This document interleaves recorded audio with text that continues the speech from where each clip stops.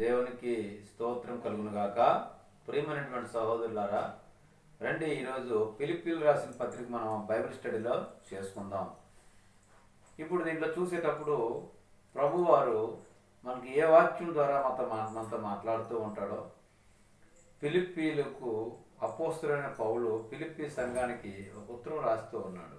ఆ ఉత్తరం మనకి ఎలాగ ఉపయోగపడింది, మన జీవితాలకు ఎలాగ అన్వయించుకోవాలి, ఈ వైపు మనం నేర్చుకుందాం. ప్రార్థన చేసుకుందాం. యేసయ్యా నీకు స్తోత్రములు, మాతో మాట్లాడండి అయ్యా, నడిపించండి.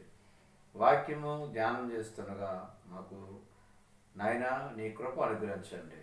మా హృదయాలను తాకాలి నీ మాటలు, మా జీవితాలను నడిపించాలి నీ మాటలు.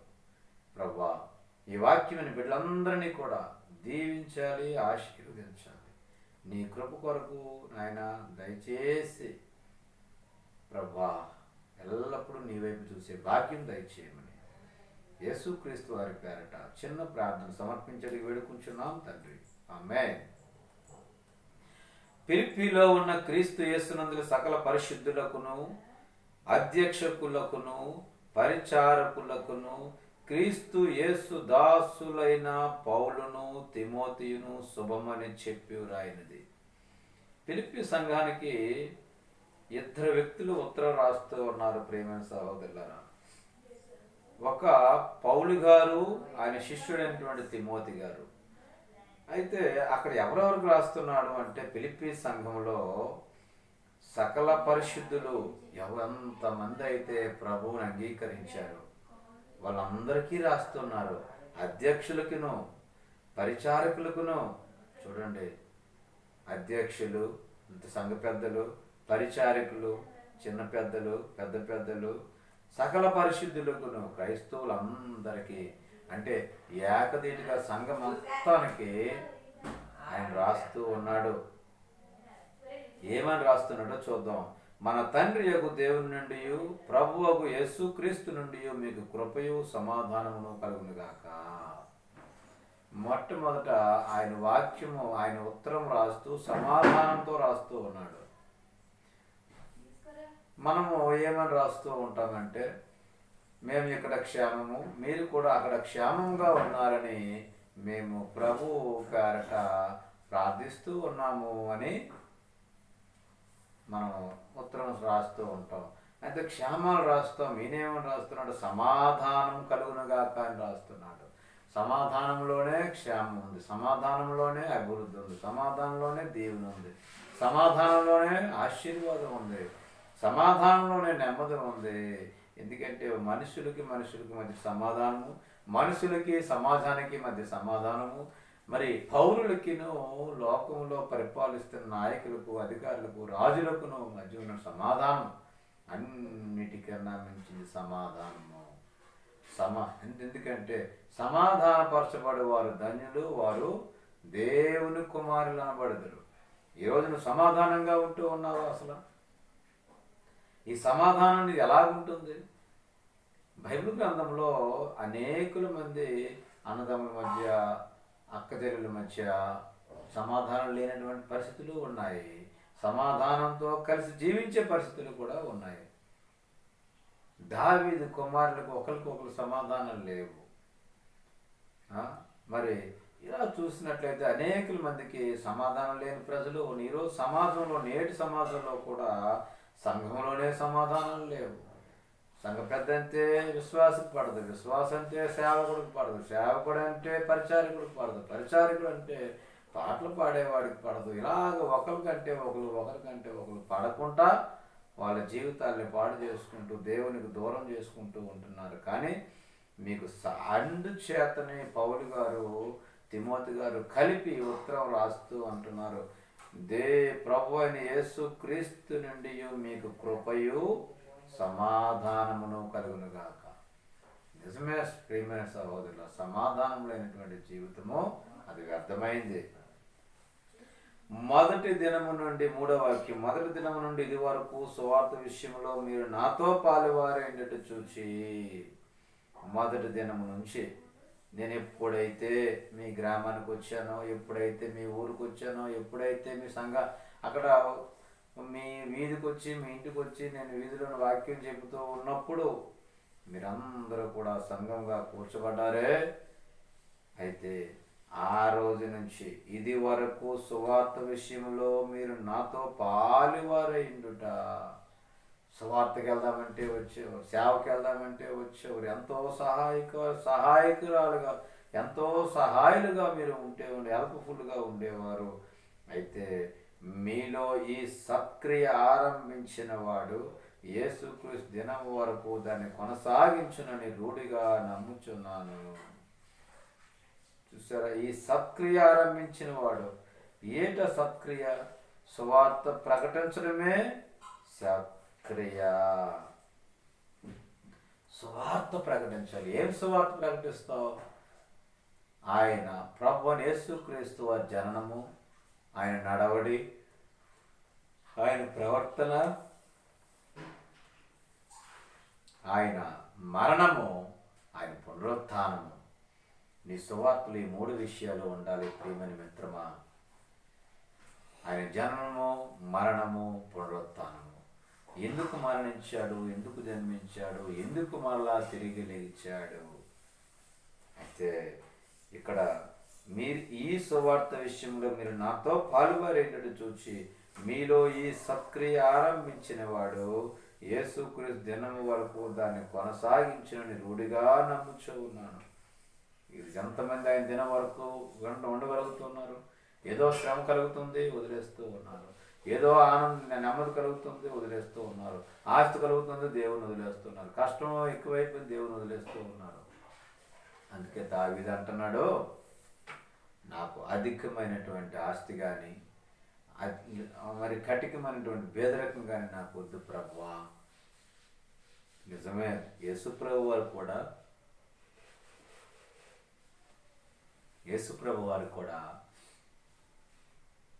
ప్రార్థన నేర్పేటప్పుడు తన శిష్యులకు ఆయన అంటూ ఉన్నారు కదా, పరలోకమందున్న మా తండ్రి అని అక్కడితో ఆరంభించి అనుదిన ఆహారం మాకు దయచేయము అక్కడితో ముగించాడు. చూడండి, అనుదిన ఆహారం మాకు దయచేయు. ఎందుకంటే దేవుడు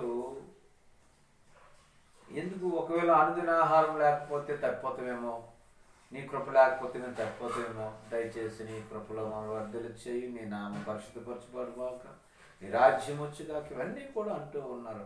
మా రుణాలను మా యొక్క ఆ రుణస్థులను మేము క్షమించినట్లు మా రుణాలను కూడా మీరు క్షమించండి అని ప్రభువైన యేసుక్రీస్తు వారి ప్రత్యేకంగా ఈ ప్రార్థన తన శిష్యులకు ప్రజలకు నేర్పుతూ ఉన్నాడు. అయితే ఆయన అంటూ ఉన్నాడు కదా, ఆ పౌలు గారు రాస్తూ అంటున్నారు, యేసుక్రీస్తు దినము వరకు దాన్ని కొనసాగించున్నాను. యేసుక్రీస్తు దినము ఒకరోజు వచ్చింది, వెళ్ళిపోయాడు. మళ్ళా 2వ రాకడ ఉంది. మొదటి రాకడ బాలుడిగా వచ్చాడు, మొదటి రాకడ బాలుడిగా ఉన్నాడు. 2వ రాకడ ఉగ్ర సింహమై రాబోతున్నాడు. తట్టుకోలేవు సుమా, ప్రియమిత్రమా, నువ్వు తట్టుకోలేవు. చూద్దామండి. అందుచేతనే అంతవరకు కూడా నీవు ఈ సువార్త అంతవరకు కూడా రూఢిగా నమ్ముచున్నాను కనుక మీ అందరి నిమిత్తము నేను సేవ చేయ ప్రతి ప్రార్థనలో ఎల్లప్పుడూ సంతోషంతో ప్రార్థన చేయొచ్చు. నేను మిమ్మల్ని జ్ఞాపకం చేసుకున్నప్పుడెల్లను నా దేవునికి కృతజ్ఞతాస్తుతులు చెల్లించుచూ ఉన్నాను. నిన్ను బట్టి, మీ సంఘాన్ని బట్టి, సంఘ బిడ్డలను బట్టి, సంఘంలో ఉన్నటువంటి విశ్వాసులను బట్టి, పరిచారకులను బట్టి, సేవకులను బట్టి, చిన్న సేవకులను బట్టి, పరిచారకులను బట్టి, ఇదిగో నేను ప్రతి దినము ప్రభు దగ్గర మీ పేరట విజ్ఞాపన చేయుచున్నాను.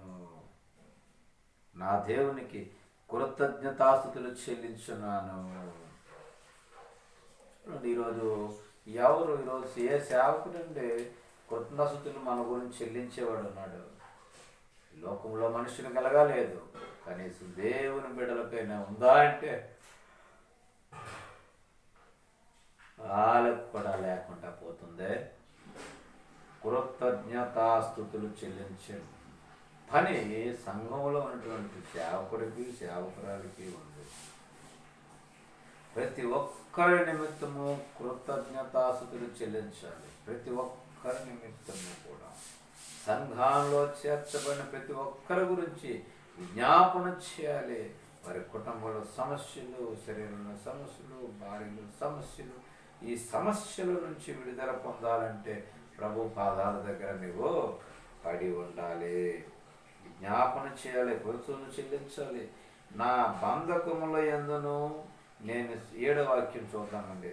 నా బంధకముల యందును నేను సువార్త పక్షమును వాదించుట యందును దానిని స్థిరపరచుట యందును మీరందరూ ఈ కృపలో నాతో కూడా పాలువారై ఉన్నారు. సరే, ఇంకా ఒక మాట ముందుకు వెళ్ళిపోయాడండి. అందుకు వచ్చాడండి ఆయన అంటూ ఉన్నారు కదా, నా బంధకములో నేను బంధించబడినప్పుడు, బొండ వేసి బంధించినప్పుడు, నేను భయంకరమైన స్థితిలో ఉన్నప్పుడు, నేను బయటకు వెళ్తే వాక్యం చెప్పకూడదని ప్రకటించారు, వాక్యం పంపకూడదని వాక్యం మరి రాజు పరిపాలిస్తూ ఉన్నటువంటి రాజు చెప్తూ ఉండేవాడు. కానీ ఎందుకంటున్నాడు, నా బంధకముల యందును నేను సువార్త పక్షమును వాదించుట యందును. మీరు ప్రభు యేసుక్రీస్తు వారికి బంధకములు అంటే నా బంధకముల యందును నేను సువార్త పక్షమును వాదించుట యందును దానిని స్థిరపరచుట యందును మీరందరూ ఈ కృపలో నాతో కూడా ఎందుకు పాలివారై ఉన్నారు అంటున్నాడు. మీరు మీ గురించి విజ్ఞాపన చేసిన కృతజ్ఞతలు చెల్లిస్తున్నాను. మీరు సిద్ధపడండి ప్రియమైన సహోదరుడా, సహోదరి. కనుక నేను మిమ్మల్ని నా హృదయంలో ఉంచుకొని ఉన్నాను. ఇందుచేత మిమ్మల్ని అందరిని గురించి లాగు భావించడం నాకు ధర్మమే. 8వ మాట, క్రీస్తు యేసు యొక్క దయారసమును బట్టి మీ అందరి మీద నేను ఎంత అపేక్ష కలిగి ఉన్నాను. సంఘం అంటే ప్రేమ, సంఘ బిడ్డలంటే పిచ్చి. ఎందుకంటే ఎప్పుడు రానై వస్తుందా, దైవజనులు వస్తారా, ఎప్పుడు మాట చెబుతారు, ఎప్పుడు వాక్యం చెబుతారు. అందుచేతనే ఇందుచేత మిమ్మల్ని అందరినీ గుర్చిలాగు భావించటం నాకు ధర్మమే. నేను మిమ్మల్ని నా హృదయంలో ఉంచుకొని ఉన్నాను. మీరందరూ ఈ కృపలో నాతో కూడా పాలివారై ఉన్నారు. నాతో కూడా మీరు పాలివారై ఉన్నారు. ప్రియమైన సహోదరు, సహోదరి, నాతో కూడా పాలివారై ఉన్నారు. కాబట్టి ఇందుచేత మిమ్మల్ని అందరిని గురించి లాగు భావించడం నాకు ధర్మమే. ఏంటి ధర్మము? కృతజ్ఞతాస్తుతులు చెల్లించటం నాకు ధర్మము. కృతజ్ఞతలు చెల్లించటం నాకు ధర్మము అంటున్నాడు దైవజనుడైనటువంటి పౌలు గారు. ఈరోజు ఆయన రాసిన ఎన్నో పుస్తకాలు ఎంతో ఎంతో ఆదరణ కలిగిస్తూ ఉన్నాయి. ఈరోజు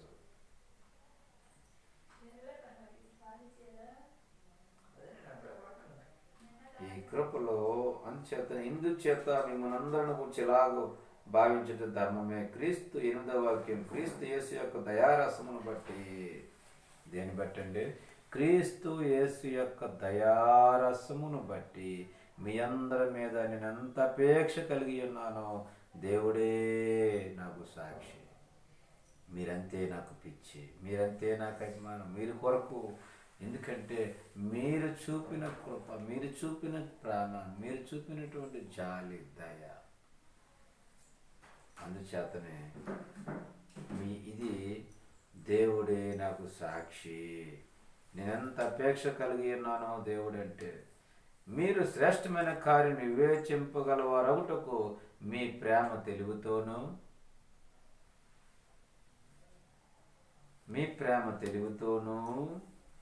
వాక్యం చూడండి.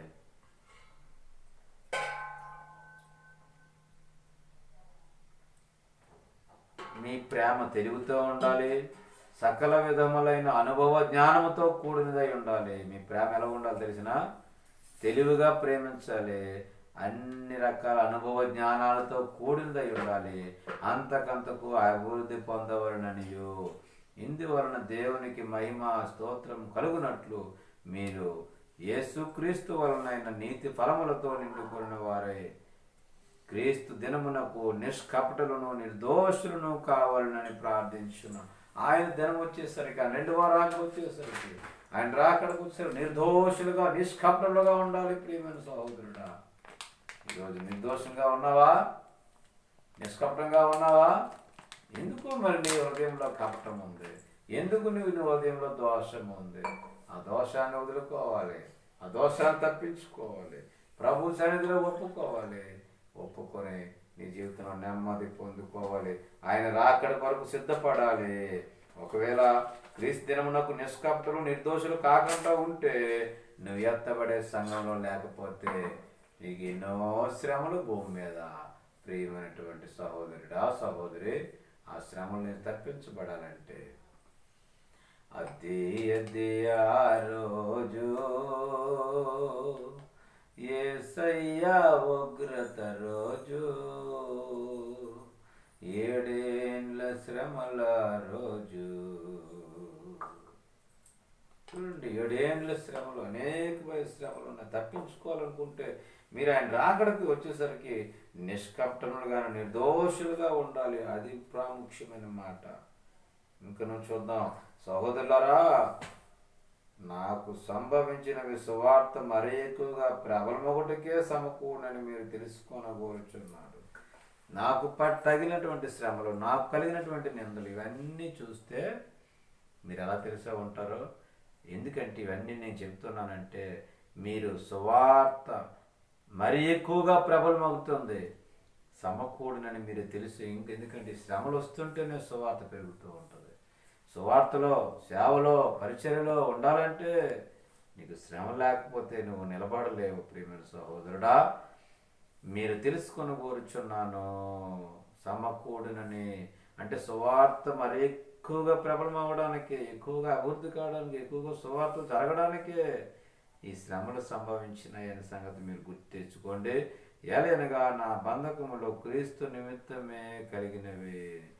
ప్రతోర్యమును శానలోని వారికి అందరికీ, తక్కిన వారికి అందరికీ స్పష్టమాయను. నా బంధకములు క్రీస్తు నిమిత్తమే కలిగినవే. క్రైస్తవుడిగా అయ్యావు, క్రైస్తవుడు అయిన తర్వాత శ్రమలు వచ్చాయి. ఇంట్లో నుంచి, ఈదిలో నుంచి, వాళ్ళలో నుంచి, అందరి నుంచి శ్రమలు వచ్చాయి. నిందలు, అనేకమైన బాధలు, సమస్యల నుంచి విడుదల కావాలని చెప్పి శ్రమలు వచ్చాయి. ఎప్పుడైతే నువ్వు నిలబడ్డావో, ఎందుకంటే అలా నిలబడడం దేవుని చిత్తమో మీరు తెలుసుకొనగోరుచున్నారు. కాబట్టి ప్రియమైనటువంటి సహోదరుడా, సహోదరి, నీ పరిస్థితి ఏంటో? నిర్దోషిగా ఉంటున్నావా? అసలు నిర్దోషిగా ఉన్న ప్రయత్నం చేయ, గొప్ప ఆశీర్వాదాలు పొందుకో. దేవుడి వాక్యాన్ని దీవించి ఆశీర్వించును గాక. ఆమేన్. యేసయ్యా నీకు స్తోత్రం. వాక్యం బిడ్డలు దీవించండి, ఆశీర్వించి నడిపించండి. యేసుక్రీస్తు నామములో చిన్న ప్రార్థన సమర్పించడి వేడుకుంటున్నాం తండ్రి. ఆమేన్.